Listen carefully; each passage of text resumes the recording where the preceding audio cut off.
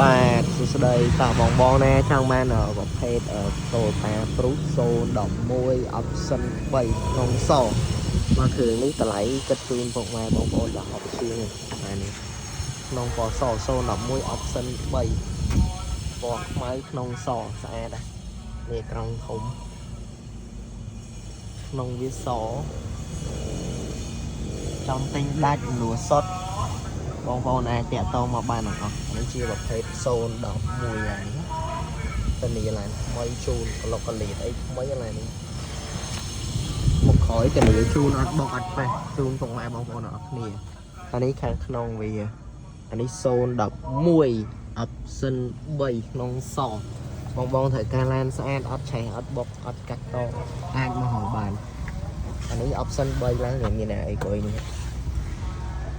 ថ្មីមែនតើចង់បាន011 option 3លួសុតក៏បានចូលរួមមុនពី 3000 ក៏បានអញ្ចឹងបងត្រូវការអញ្ជើញមកមើលបាននេះជាប្រភេទ011 option 3ក្នុងសឡានថ្មីពុកម៉ែបងប្អូនអស់នេះឡាននេះពុកម៉ែបងប្អូនយកទៅខ្ញុំរៀបចំជូនពុកម៉ែបងប្អូនមួយសែនហ្នឹង